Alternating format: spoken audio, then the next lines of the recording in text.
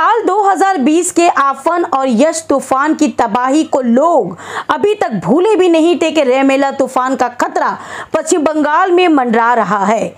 बता दें कि पश्चिम बंगाल पर चक्रवाती तूफान रेमेल का खतरा मंडरा रहा है। 102 किलोमीटर की रफ्तार से रेमेल चक्रवाती तूफान 26 मई यानी रविवार को एक गंभीर चक्रवाती रूप में पश्चिम बंगाल और पड़ोसी देश बांग्लादेश के तटों से टकरा सकता है। यूं तो इस तूफान का असर देश के कई राज्यों पर पड़ेगा, लेकिन सबसे ज्यादा खतरा पश्चिम बंगाल पर पड़ेगा। मौसम विभाग ने बंगाल के कई जिलों में आंधी, तूफान और भारी बारिश का अलर्ट जारी किया है। वहीं मौसम विभाग का कहना है कि रेमेल तूफान के कारण 25 मई को पश्चिम बंगाल के कुछ जिलों में 80 से 100 किलोमीटर प्रति घंटे की रफ्तार और बांग्लादेश में 100 किलोमीटर प्रति घंटे की रफ्तार हवाएं चलने की आशंका है। मौसम विभाग ने 26 और 27 मई को पश्चिम बंगाल, उत्तरी उड़ीसा, मिजोरम, त्रिपुरा और दक्षिण मणिपुर के तटीय जिलों में भारी बारिश की चेतावनी जारी की है। वहीं कोलकाता, हावड़ा, नदिया, झारग्राम, उत्तर 24 परगना, दक्षिण 24 परगना और पूर्व मेदिनीपुर जिलों में भारी बारिश के लिए अलर्ट जारी किया है। हालांकि मौसम विभाग ने अभी तक ये साफ नहीं किया है कि ये तूफान कहां जमीन से टकराएगा, लेकिन ये बताया जा रहा है कि प्रतीक रूप से ये तूफान बांग्लादेश में लैंडफॉल करता दिखाई दे रहा है। आम लोगों को समुद्र में उतरने से रोका जा रहा है। मछुआरों को समुद्र में जाने से मना कर दिया गया है। प्रशासन ने लोगों से अपील की है कि तूफान के दौरान घर से बाहर न निकले और घरों में ही रहे। तूफान से भारी नुकसान के असरात का खतरा मंडरा रहा है। ছিল সেই ডিপ্রেশনটি আপনার আজকে সকালবেলাতে ওটি ইন্টেন্সিফাই হয়ে ডিপ ডিপ্রেশনে পরিণত হয় এবং তারপরে আপনার ফার্দার মোরলেস নর্থওয়ার্ড মুভ করে আপনার বেলা 11:30টার সময় ইন্ডিয়ান স্ট্যান্ডার্ড টাইম বেলা 11:30টার সময় টাইম পজিশনটা হচ্ছে 18.2 ডিগ্রি নর্থ এবং 89.7 ডিগ্রি ইস্ট এবং ওর ইন্টেন্সিটি হচ্ছে ডিপ ডিপ্রেশন। এখনও পর্যন্ত ওটা ডিপ ডিপ্রেশনই আছে। আর ব্যাপারটা হচ্ছে যে ওর এক্স্যাক্ট রিলেটিভ পজিশনটা হচ্ছে এইরকম যে ওটি আপনার 420 কিলোমিটার সাউথ অফ খেপুপাড়া, বাংলাদেশের যে খেপুপাড়া আছে তার থেকে 420 কিলোমিটার সাউথে এবং 420 kilometre south of south east of Sagar island, আমাদের যে সাগর আইল্যান্ড আছে তার থেকে সাউথ ইস্টে 420 কিলোমিটারে এবং আমাদের যে ক্যানিং আছে সে ক্যানিং থেকে সাউথ ইস্টে আপনার 460 কিলোমিটার। আর এই সিস্টেমটি খুব সম্ভবত যথেষ্ট সম্ভাবনা এই সিস্টেমটি যেমন নর্থওয়ার্ড ডাইরেকশনে মুভ করছে, হ্যাঁ উত্তরমুখী দিকে যেমন মুভ করছে সেই দিকেই মুভ করে আগামীকাল অ্যাকচুয়ালি আজকেই বিকেলবেলাতে সিস্টেমটির সাইক্লোনিক স্টর্মে ইন্টেন্সিফাই হওয়ার খুব সম্ভাবনা আছে। ওকে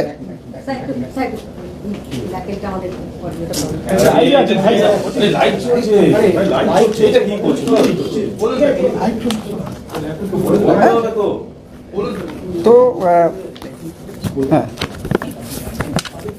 যে ব্যাপারটা হচ্ছে যে ওই সিস্টেমটি আবার উত্তরমুখী দিকে মুভ করে আজকেই ওটি সাইক্লোনিক স্টর্মে ইন্টেন্সিফাই হওয়ার খুব সম্ভাবনা আছে এবং ফার্দার উত্তর দিকে মুভ করে আগামীকাল সকালবেলাতে ওটি সিভিয়ার সাইক্লোনিক স্টর্মে ইন্টেন্সিফাই হওয়ার যথেষ্ট সম্ভাবনা আছে এবং আগামীকাল রাত্রে মধ্যরাত্রি মানে ধরুন রাত্রির 11:30 থেকে 11টা থেকে ধরুন 11টা থেকে রাত্রির 1টা ওই রকম সময়তে সাইক্লোনটি আমাদের বাংলাদেশ কোস্ট এবং অ্যাডজয়নিং যে আমাদের পশ্চিমবঙ্গের যে কোস্ট আছে ওটিকে ক্রস করার যত সম্ভাবনা আছে বিটুইন আপনার খেপুপাড়া এবং Sagar island with maximum wind speed 110 থেকে 120 kilometre per hour, gusting to 135 kilometre per hour. তো এর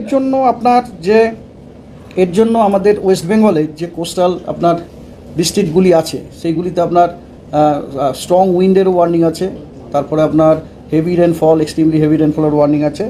ওয়েস্ট বেঙ্গলে আপনার light to moderate rainfall at most places with heavy to very heavy rainfall at a few places over the coastal district. Coastal district মানে আমরা নিশ্চয়ই আমাদের বলতে চাইছি আমি ইস্ট মেদিনীপুর, উত্তর 24 পরগনা এবং দক্ষিণ 24 পরগনাতে, এবং eastern districts of the Gangetic West Bengal adjacent to Bangladesh on 26 এবং 27 তারিখ with isolated extremely heavy rainfall over this districts on 26 মে।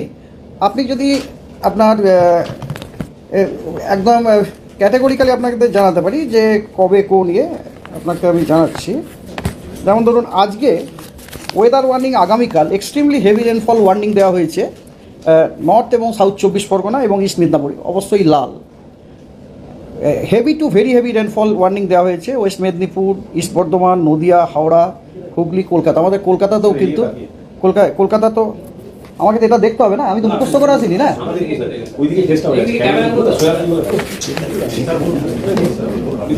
তো কথা হচ্ছে হ্যাঁ যেটা বলছিলাম, হেভি টু ভেরি হেভি রেনফলের সম্ভাবনা আছে West Medinipur, east Bardhaman, Nadia, Howrah, Hooghly, Kolkata. So specifically কলকাতাতেও কিন্তু হেভি টু ভেরি হেভি রেনফলের সম্ভাবনা আছে।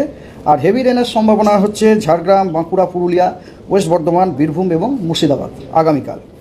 আগামী পরশু দিনে আপনার এক্সট্রিমলি হেভি রেনফলের সম্ভাবনাটা হচ্ছে নদিয়া এবং মুর্শিদাবাদে।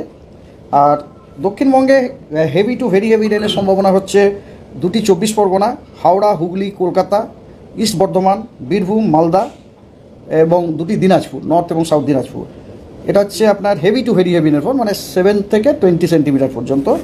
আর হেভি রেনফল যেটা 7 থেকে 11 সেন্টিমিটার, সেটা হচ্ছে দুটি মিদনাপুর, ঝাড়গ্রাম, বাঁকুড়া, পুরুলিয়া, ওয়েস্ট বর্ধমান, জলপাইগুড়ি এবং কোচবিহারে।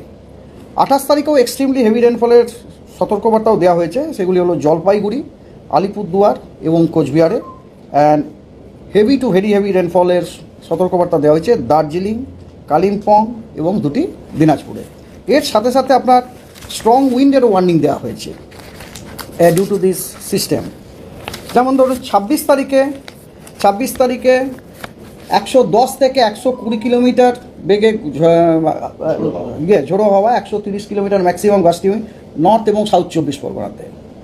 এবং ইস্ট মেদিনীপুর, হাওড়া, হুগলি, কলকাতাতেও কিন্তু 70 থেকে 80 গাস্টিং টু 90। সো আমাদের কলকাতাও কিন্তু 70 to 80 gusting to 90 kilometre per আওয়ারের সতর্কবার্তা দেওয়া আছে। এবং এছাড়া ওয়েস্ট মেদিনীপুর, ঝাড়গ্রাম, বাঁকুড়া, পুরুলিয়া, দুটি বর্ধমান, বীরভূম, মুর্শিদাবাদ এবং নদিয়াতে